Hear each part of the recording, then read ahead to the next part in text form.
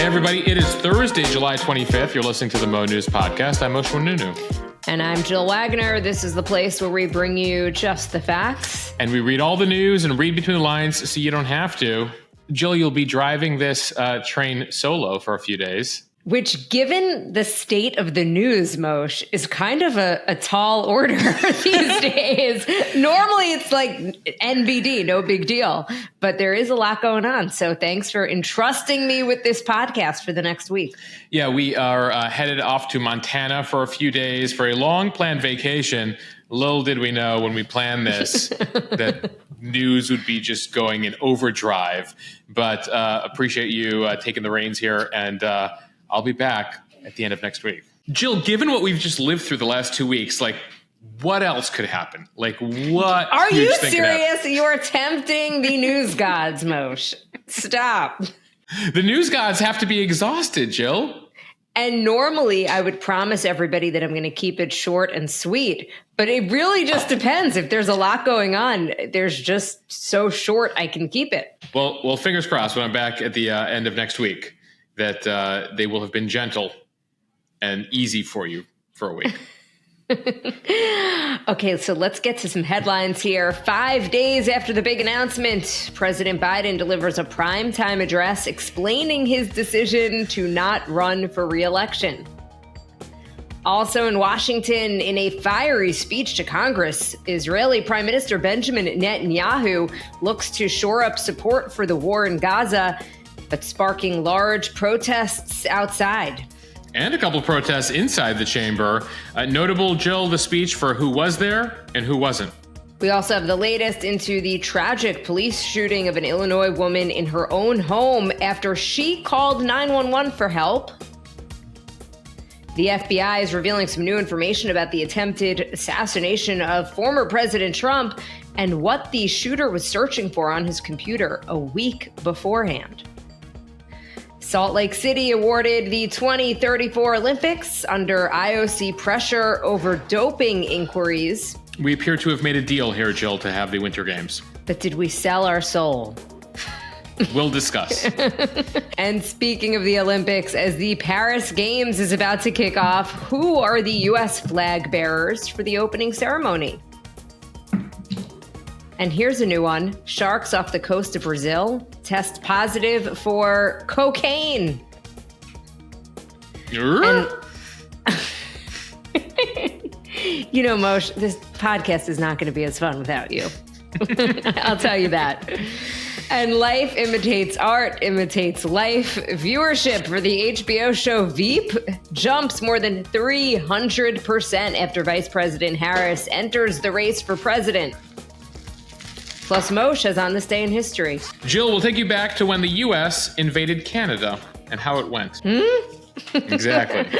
All right, let's start with our top story. President Biden delivered a rare Oval Office speech Wednesday night. It was the first time that the country heard from the president about his decision to drop out of the 2024 race and throw his support behind Vice President Kamala Harris. The decision came via a statement on Sunday as Biden was recovering from COVID-19 at his home in Delaware. Biden's doctor said he tested negative on Tuesday and was therefore back to work in D.C. The president not only outlining why he decided to pass the torch to Harris, but what he plans to get done in the next 6 months of his presidency. All right, I just finished watching the address. It must have been a very difficult speech for him to deliver. He was surrounded by his family in the Oval Office. There are photos now coming out of them embracing afterwards in tears. His children were there. Hunter was there. Jill was there. A really difficult moment for an 81-year-old who has spent more than 50 years in Washington. His entire life's ambition was to be president. And he said in the speech last night that he believes he's had enough accomplishments in his first term that he deserves a second term. He deserves to run. But what he said was that democracy is more important than his ambition, than his title. He didn't mention his health. He did not mention politics. He said he was doing this for the sake of unity in the party, unity in the country, the democracy. Here, take a listen to a bit of his address. I promise to always level with you, to tell you the truth. And the truth, the sacred cause of this country is larger than any one of us. And those of us who cherish that cause, cherish it so much. A cause of American democracy itself. We must unite to protect it. You know, in recent weeks, it's become clear to me that I need to unite my party in this critical endeavor. I believe my record as president, my leadership in the world, my vision for America's future, all merited a second term. But nothing can come in the way of saving. When you elected me to this office, I promised to always level with you, to tell you the truth. And the truth, the sacred cause of this country, is larger than any one of us. And those of us who cherish that cause cherish it so much, a cause of American democracy itself. We must unite to protect it. You know, in recent weeks, it's become clear to me that I need to unite my party in this critical endeavor. I believe my record as president, my leadership in the world, my vision for America's future, all merited a second term, but nothing. So this speech was really an implicit repudiation of former President Trump. He didn't directly call out Trump in the speech, but he has called Trump an existential threat to democracy, to the future of this country. And that's effectively what this 10-minute address revolved around. Biden is trying to shape how history will remember him, his one and only term in office. And he did try to frame this as an existential decision. He said the fate of the country and the republic is now in voters' hands. He's made his choice, Kamala Harris, and is now up to voters to decide what country they want to have. Here's a bit more of the address. In just a few months, the American people will choose the course of America's future. I made my choice. I've made my views known. I would like to thank our great Vice President Kamala Harris. She's experienced, she's tough, she's capable. She's been an incredible partner to me and a leader for our country. Now the choice is up to you, the American people. When you make that choice, remember the words of Benjamin Franklin hanging on my wall here in the Oval Office, alongside the busts of Dr. King and Rosa Parks and Cesar Chavez. When Ben Franklin was asked, as he emerged from the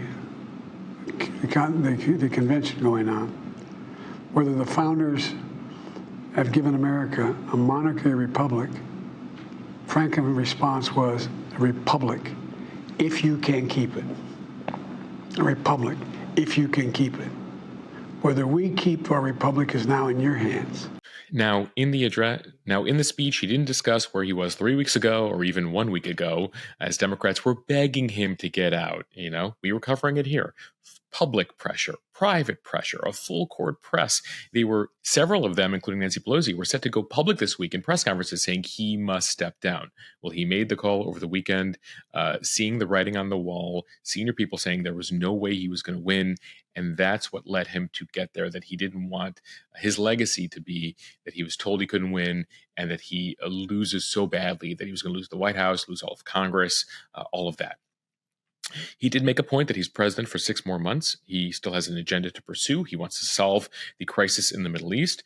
He's going to call for some reforms to the Supreme Court, those unlikely to pass given the state of Congress right now. But still, he will move forward there. He's talked about curing cancer. That's one of the initiatives he's been pushing since he was vice president. So still saying he's got a lot of work to do in these final months, even though he has the lame duck status now. I should note Vice President Harris watched from her plane, also flying around the country last night. Donald Trump, who happened to watch it, take photos in front of the TV screen on his plane, what he calls Trump Force One, watching the speech.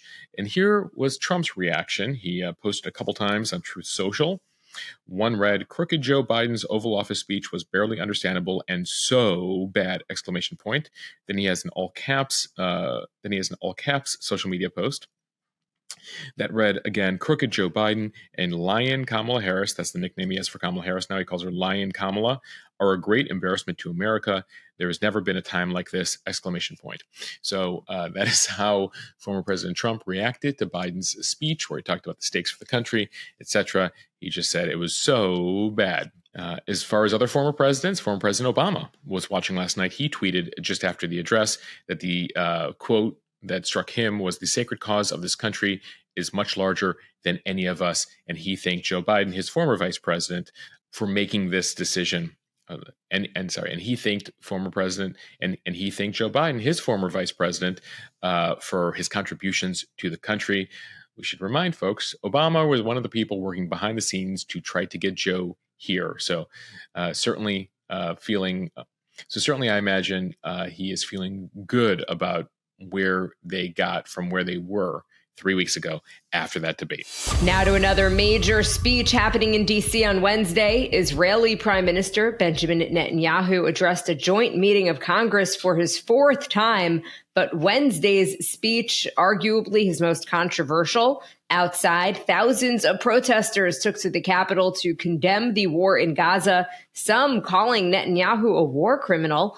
Inside the Capitol, some notable lawmakers deciding to boycott the speech, including former Democratic Speaker of the House Nancy Pelosi, Bernie Sanders. About 50% of Democrats in the House and Senate didn't end up attending the speech.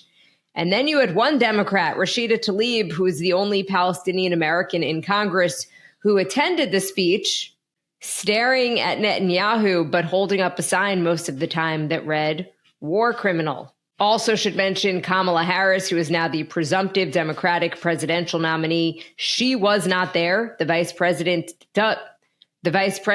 typically would preside over such a joint address. Instead, she's on the campaign trail and will meet with Netanyahu later today. Republican vice presidential candidate Senator J.D. Vance also not in attendance. He as well on the campaign trail. And now to what was going on inside of the Capitol. Netanyahu defending Israel's ongoing war in Gaza, vowing to press on until total victory. He also outlined his vision for Gaza after the war.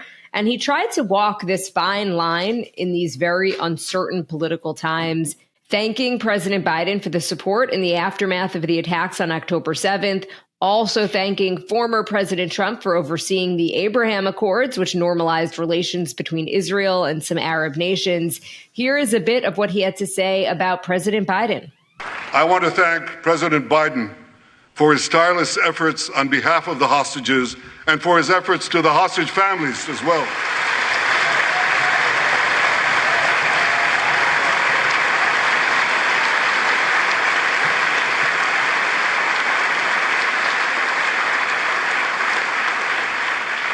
I thank President Biden for his heartfelt support for Israel after the savage attack on October 7th. He rightly called Hamas sheer evil. He dispatched 2 aircraft carriers to the Middle East to deter a wider war. And he came to Israel to stand with us during our darkest hour, a visit that will never be forgotten. You heard him mention the hostages there. Speaking of the hostages, rescued hostage Noah Argamani was in the audience. She received a thunderous applause. He said negotiations were continuing as we speak to bring the hostages home. But Moshe, in this area, he likely did not go far enough for other hostage families, some in the chamber, who were hoping he'd announce an actual deal or at least something more concrete. And some were critical of him even coming to the United States in the first place, saying that they would have preferred for him to stay closer to the negotiations, get a deal done, and then come to visit the United States. Yeah, they were actually watching live in prime time in Israel on Hostage Square. That's where a lot of the families and supporters of the hostage families have gathered. We're now nearly 300 days in to them being held in Gaza. And they were disappointed, some booing at times, some leaving early from the speech. The feeling that this was basically just kind of broad strokes from Netanyahu. There was nothing new here. This was being done for his own political purposes and nothing else. So it did face a lot of criticism from Israel, where, by the way, he only has a 30% approval rating. They blame him. It was on his watch that October 7th happened. They feel that the way this war is proceeding is being done in a way that he is thinking about his political future.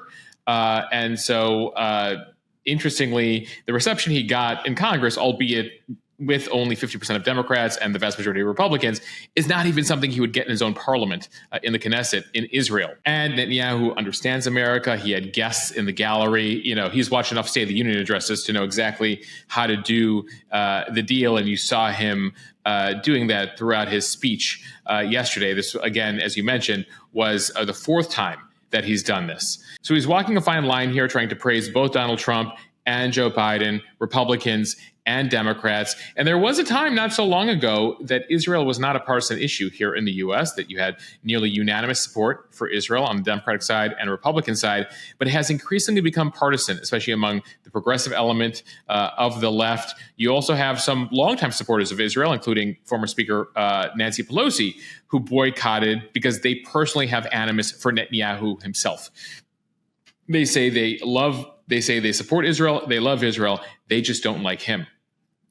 And over the course of the last decade, you have seen this split among Democrats. A reminder that 10 years ago, Netanyahu gave a previous speech to Congress at the invitation of Republicans. At the time, he was lobbying against the nuclear deal that the Obama administration was trying to strike with Iran. They felt like, oh my God, you're a foreign leader coming into our Congress to lobby against a piece of legislation that we're pushing. We can't have this. And so actually at the time, then Vice President Biden didn't attend the speech. And you had a couple dozen Democrats not attend the speech. This time, many, many more. Speaking of protest and frustration, outside is where you saw thousands of protesters, anti-Israel protesters, moving about Washington. A number of them were protesting outside of Netanyahu's hotel. They then moved to the Capitol. They brought in a whole bunch of extra security. D.C. police brought in extra support from the NYPD and other police forces across the country. At one time, as Netanyahu was speaking, they were actually the protesters were taking down American flags outside of Union Station, the train station there, a couple blocks away, putting up Palestinian flags. A couple of the protesters were lighting American flags on fire, burning Netanyahu in effigy. And it's notable because Netanyahu made a point of addressing the protesters during his speech, pointedly noting their connection to Iran. Most recently, the U.S. Director of National Intelligence has said that Iran has been trying to organize and promote protests here in the U.S. that are not only anti-Israel, but anti-U.S. Here's what Netanyahu had to say about that. When the tyrants of Tehran, who hang gays from cranes and murder women for not covering their hair, are praising, promoting, and funding you, you have officially become Iran's useful idiots. Some of these protesters hold up signs proclaiming gays for Gaza. They might as well hold up signs saying chickens for KFC. Jill, he went on to make a point that, he's noted the people who are saying they're gays for Gaza. He made a point of saying that you don't have freedom as a gay person in Gaza. In fact, you face prison or a death sentence there. And he said being a gay for Gaza is like being a chicken for KFC, which got some applause within the chamber. That said, I found striking the fact that you had Democrats, including Bernie Sanders and others, call Netanyahu a war criminal. Remember, the International Criminal Court has put out an arrest warrant for him for potential war crimes committed during this war. And so you saw that rhetoric both on the street and among some Democrats. Netanyahu also tried to, as he talked about Iran, note that they are at the forefront of the battle against Iran, which is an enemy of the U.S. as well, fighting against Hamas, Hezbollah, the Houthis, all groups that are supported and armed by Iran. Speaking of politics, Chuck Schumer, who did not shake Netanyahu's hand, to sort of try to split the difference there between Pelosi, who didn't attend at all, Schumer, who attended, no shaking of hands. Today, you'll have meetings between Netanyahu and Biden, Netanyahu and Harris. Harris, as you mentioned, was not there. She gave a speech to a sorority convention yesterday, a black sorority convention. There are several million black sorority sisters from the various sororities who she sees as key to her campaign, both motivating, organizing, and getting folks out to vote. Netanyahu, after his meetings in Washington, will head down to Florida, where he'll meet with Donald Trump at Mar-a-Lago this weekend. And in a lighter note, some pointed out that in a historic first, Senator John Fetterman was spotted wearing a suit while attending the Netanyahu speech. He's usually in hoodies. Some breaking fashion news from the Capitol there, Jill. Time for the speed read from the Associated Press. Disturbing new body cam footage shows the police shooting of Sonya Massey, a black Illinois woman who was fatally shot by police after calling 911 because she feared that an intruder was in her home. After the release of the footage, President Biden released a statement decrying Massey's killing and commending the decision by the Springfield State Attorney's Office to charge Sean Grayson. After the release of the footage, President Biden released a statement decrying Massey's killing and commending the decision by the Springfield State's Attorney's Office to charge Sean Grayson, a former sheriff's deputy, with murder. The footage was released by Illinois State Police earlier this week, and it showed two deputies arriving at Massey's home in the morning of July 6th. The deputies appeared to search the front of her home and backyard before knocking on her door and following her inside. They then appeared to ask Massey for her ID as she sat on a sofa before she got up to remove a pot of hot water from the stove. When she did, she told the deputies, quote, "I rebuke you in the name of Jesus." Grayson responded that she, quote, "better not," and then used some expletives before warning Massey that he would shoot her in the face. Within a couple of seconds, he took out his gun and ordered the woman to drop the pot that she was holding before firing 2 shots at her. He then took out his radio and reported a woman with a gunshot wound to her head, and she was declared dead several hours later. Jill, this whole situation is so tragic. She had called 911, apparently, again, innocently thought there's some disturbances outside the home. If you watch the footage, the first 18 minutes, totally normal. The cops come up to the door. They say to her, "Listen, we've checked out the premises. Everything seems to be okay. Can we see an ID, by the way?" They come inside, and as she goes and gets the ID, that's when there's a pot of boiling water on the stove. And she's like, "Oh, I don't want to burn down the place. Let me turn off the stove." And they let her go over there. Then she's holding the pot of boiling water. And that's when they effectively have a freak out when she says, "I rebuke you in the name of Jesus," while holding that pot of hot water. It seemed like she was implying it was a joke, or, who knows what she was thinking in saying that statement. That said, the cops had cover. They were some distance away from her, and they reacted so quickly by shooting her, including in the head there. The authorities have said that Grayson had no business opening fire in the way that he did. After the shooting, by the way, the other deputy who was there told Grayson, "Hey, let me go get a medical kit and see if I can save her." He's like, "Don't bother. Her injuries are too tough. Don't even bother trying to save her." Then the other deputy ended up rendering aid anyway, staying with Massey until EMTs arrived. On Wednesday, Grayson was indicted on charges of first-degree murder, aggravated battery with a firearm, official misconduct, after an investigation by the Illinois State Police and the county state's attorney's office. Prosecutors have now denied him bond. They've ordered that he be jailed here, and he was fired after the indictment, faces life in prison on the murder charge. The attorney's office said in a statement that based on that footage, he was not justified in his use of deadly force here. As you mentioned, President Biden chimed in earlier this week saying that Massey should be alive today. We should be able to call 911, ask for help without fearing for our lives. It's a reminder, Biden says, that all too often Black Americans face fears for their safety in ways that many of the rest of us do not. From CBS News, some news from a hearing with the FBI director on Capitol Hill Wednesday. The gunman who nearly assassinated former President Trump at a rally in Pennsylvania on July 13th conducted a chilling Google search about the killing of President John F. Kennedy about 1 week before the shooting. That is according to FBI Director Christopher Wray. He said that the FBI is still trying to determine the motive of the 20-year-old Thomas Crooks, who fired at least 8 shots that killed 1 attendee and wounded Trump and 2 others. Wray said that investigators have gained access to some of Crooks' electronic devices, including his cell phone. But, quote, "they have not yielded anything notable in terms of motive or ideology." However, one search that was found on a laptop tied to Crooks did stand out to them. On July 6th, 1 week before the Trump rally in Butler County, Pennsylvania, he had searched, quote, "how far away was Oswald from Kennedy?"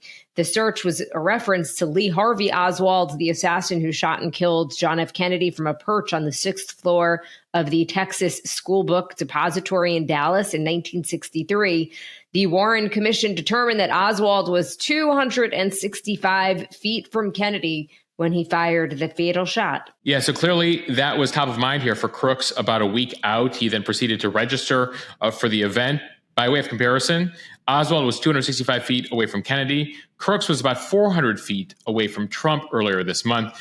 The FBI saying here that they still don't know the motive, but this is a significant revelation that gives you a better sense of his state of mind a week out there. We also learned at that hearing yesterday that Crooks flew a drone over the area just 2 hours before the rally. He was flying a drone over the rally area. Apparently it was in the air for 11 minutes. He was watching a live feed from the drone to get a better sense of the premises.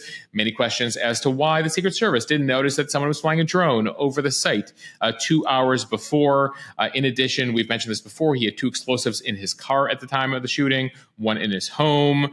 And what we did learn yesterday is that while the explosives were there, they don't believe he had the ability to detonate them remotely from the roof when he was killed. From the New York Times, the International Olympic Committee awarded the 2034 Winter Games to Salt Lake City on Wednesday, but only after the U.S. agreed to a last-minute demand to stop U.S. investigations into doping by Chinese athletes. Organizers of Salt Lake City's bid agreed to the I.O.C's requested changes.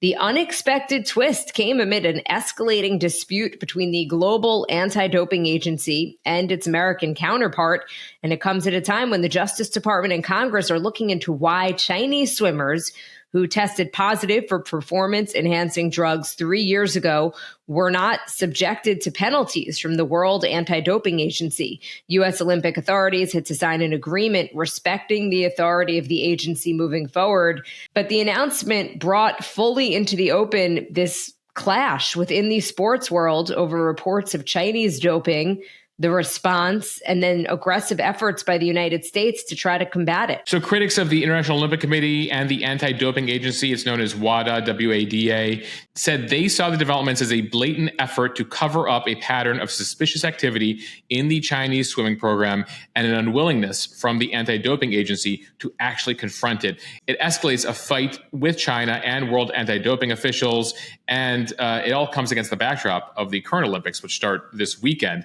The head of the U.S. anti-doping agency said, quote, "It is shocking to see the I.O.C. itself stooping to threats in an apparent effort to silence those seeking answers to what are now known as facts. It seems apparent that the World Anti-Doping Agency violated the rules, needs accountability, and there needs to be reform here globally." The New York Times reported back in April that 23 Chinese swimmers tested positive for the same powerful banned substance several months before the Tokyo Games back in 2021. They found that the swimmers were allowed to escape any public scrutiny. They were allowed to continue to compete after top Chinese officials secretly cleared them of doping, and that the World Anti-Doping Agency chose not to intervene here. So the U.S. saying, hey, something's not right over with the World Anti-Doping Agency, not right at the I.O.C., but the folks in Salt Lake say we would really like these Winter Games back in 2034, so let's make a deal. So there you have it. We'll see if we hear more on this, the controversy as to what sort of deal the U.S. had to make to get the Olympics here. Keep in mind, we have a couple of games coming up. So you'll have Salt Lake Winter in 2034. But before that, we have the next Summer Games are in L.A. in 2028. And don't forget, as far as world sports activities here in the U.S., we also have the World Cup, the Soccer World Cup here in 2026. Speaking of the Olympics, from ESPN, U.S. Open champ Coco Gauff will be the female flag bearer for the United States at the Paris Olympics opening ceremony, joining four-time NBA champ LeBron James. 20-year-old Gauff will be the first U.S. tennis player to carry the flag. 3 years after she was forced to miss the Tokyo Olympics when she tested positive for COVID. In a statement, Gauff said, "I never thought in a million years I would have the honor of carrying the American flag for Team USA in the opening ceremony. I could not be more proud to lead my teammates with LeBron as we showcase our dedication and passion on the biggest stage there is."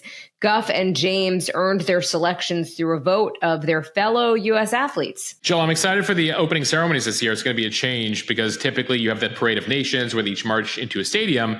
Paris is taking it up a notch. Each country will have its own float, have its own boat, effectively floating down the Seine River. So it won't be held inside a stadium. You'll be watching each country float down the Seine, which should make for a very cool visual Friday night. I love the opening ceremony because I love learning about all of the different countries and seeing all of the athletes from the different countries. So for anyone out there who maybe doesn't normally watch that or thinks it's going to be boring, it's not. It's actually very well produced and super interesting. Just a heads up, though. It'll air in primetime on NBC starting at 7:30. But if you're waiting for the U.S., because the U.S. is hosting the next Summer Games in 2028, we will be the second to last down the river. So if you just care about the U.S. team, it's going to be a while with some commercial breaks via NBC before you see the U.S. team, Coco Gauff, LeBron James, etc., floating down the river. Jill, fun fact, one of my first jobs in TV, I was an intern for NBC at the Olympic Games in Athens, Greece in 2004 as a researcher. And so I was mainly with the boxing and Greco-Roman wrestling department covering those games, but got to contribute the various research and fun facts about the athletes to the anchors. A perfect job for you, I think. It was amazing, except it was like 115 degrees in Greece, and I was sitting in a truck in a parking lot for most of the games because I was doing boxing, which lasts almost the entirety of the Olympics, whereas my fellow interns and researchers, like they might work on tennis or basketball, which lasts like 4 days or 5 days, and they just got to party the rest of the time. Yours truly had to like go in every single day, the entire Olympics. Well, while you were doing that, I think I was on overnight shifts, if it makes you feel any better, for NBC, working on their foreign desk at the time. Jill, it's one of the first jobs in TV is they have the kids like us working the overnight shift because, we can manage that at 22, 23 years old. All right, from the BBC, sharks off the coast of Brazil have tested positive for cocaine. Marine biologists tested 13 Brazilian sharp-nosed sharks taken from the shores near Rio de Janeiro and found that they tested for high levels of cocaine in their muscles and livers. The concentrations were as much as 100 times higher than previously reported for other aquatic creatures. This research is the first to find the presence of cocaine in sharks. Experts believe the cocaine is making its way into the waters via illegal labs where the drug is manufactured. So the labs perhaps dumping their waste into the water or through excrement of drug users. Packs of cocaine lost or dumped by traffickers at sea could also be a source, although researchers say less likely. So they believe that cocaine has the same effect on sharks as it does on humans. It could lead to hyperactive behavior among sharks, though they do need to conduct more research here. The findings in Brazil add to a growing body of research on marine wildlife and cocaine. Back in 2018 in the UK, they found that eels exposed to cocaine were having trouble mating. And in a number of cases here, they believe that the sharks are pregnant. They don't know how this will impact the fetuses, the cocaine exposure here, so they'll have to look further into it. But we should note, cocaine, a major problem here, but it's not the biggest problems that sharks face. There was a recent documentary that found just the amount of pollution we're putting out there in the ocean is really wreaking havoc on them. And finally, from the Hill, Vice President Harris's jump into the 2024 White House race has seemingly generated new interest in Veep, with viewership of the show up more than 300% this week. American viewership of the first season of the HBO political spoof was up 353% Monday compared to the previous day. That is according to entertainment data company Luminate. Viewers binged on 2.2 million total minutes of the series on Max Monday compared to Sunday when 486,000 total minutes were viewed. Well, I heard from a number of you who are rewatching it. Some of you who are watching it for the first time. It's been off the air for about 5 years now, but for obvious reasons, people are interested. Jill, Max is also making a point of making it the home screen. If you go to the Max app now, they've put Veep up at the top, trying to attract interest, given that it's about a fictional vice president and her unlikely ascent to the Oval Office after the president on the show decides not to run for another term. Keep in mind, Julia Louis-Dreyfus has also been very plugged into Washington. They used to do spoofs of her and Joe Biden together when Joe Biden was vice president. And so there are elements of the show that are very realistic. We've talked about this on the podcast before, that people wish that their government was West Wing. They fear it's House of Cards or Scandal, but really the government is Veep. It's just a bunch of people winging it. So it's a good watch, though. There's some good jokes, some foul language, if that's not your thing, but I'm cool with it. So I think it's very entertaining. At the same time, we should mention J.D. Vance's book, Hillbilly Elegy, went to #1 on Amazon. So people are definitely buying that now that he's in the news. And viewing of the film version of Hillbilly Elegy over on Netflix also skyrocketed. Well, given that you're not going to be here tomorrow, I will mention last week for what we were watching, reading, and eating, we both said, I said I was going to read Hillbilly Elegy. You said you were going to watch it. Yeah. I decided to watch it. I felt like that was maybe the smarter I heard move. from people that the book is much better than the really? film. Yes. The film was great, though. So that means the book must be really great. Yeah, it's having interesting reaction out there. There's definitely some people from Appalachia who are not happy with the way J.D. Vance depicted them. So it's controversial down there. All right, now time for On This Day in History. We begin in 1814 near Niagara Falls as British troops thwart an invasion of Canada by who else? The U.S. So the British had declared war on us again in 1812, the War of 1812.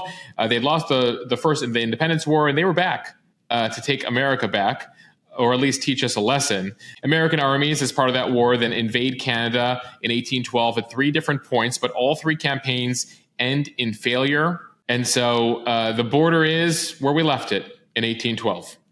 On this day in 1978, Louise Joy Brown, the world's first baby to be conceived by IVF, in vitro fertilization, is born in Manchester, England. Now, the couple, Louise's parents, would have another daughter via IVF several years later. Jill, at the time, IVF was banned in almost every state in America. It's considered too experimental, and so it wasn't allowed. And so you do see this first IVF baby in England in 1978, eventually comes to the U.S. Notably, Louise's younger sister, Natalie, that second IVF baby, she gave birth to a child of her own in 1999. She was the first IVF baby to then have a child herself. Louise Brown, the original IVF baby, would also give birth. She would do so in 2006. All right, a bit of TV and movie news here. On this day in 1980, Caddyshack premiered in theaters.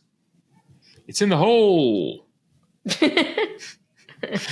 And on this day in 1992, after 30 plus years, NBC airs its final Saturday morning cartoon. They would hand that time slot over to the Today Show for the Saturday edition of the Today Show. Jill, there was a time when you had to wait until Saturday morning to watch your cartoons. But they were some quality Saturday mornings. I think we had some Smurfs. And you had to sit through commercial breaks. And as a kid, you had to learn patience. If you didn't wake up on time, there was no streaming it. And then, you had those messages like, we'll be right back. After those messages, you had to run to the kitchen, refill your bowl of cereal, and make sure you were back in time. And finally, music history. On this day in 1965, in Rhode Island, Bob Dylan went electric. It actually prompted booing at the time. People were like, what is this? He performs Like a Rolling Stone, and the audience felt betrayed. They're like, what is this electric guitar? This is not you. He goes, but it is. And there you have it, music history on this day, 1965. It's like that scene from Back to the Future where Michael J. Fox uses the electric guitar, and they're like, he's like, oh, I guess you're not ready for this. But your kids will love it.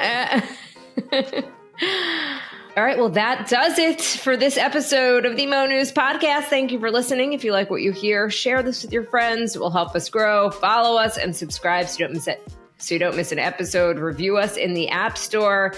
And guys, that does it for Moshe. Moshe, have a wonderful vacation.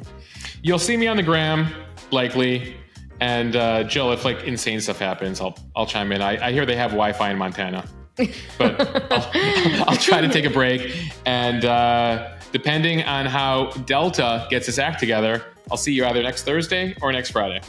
All right. Happy travels and happy Friday Eve, everyone. We'll see you back here tomorrow.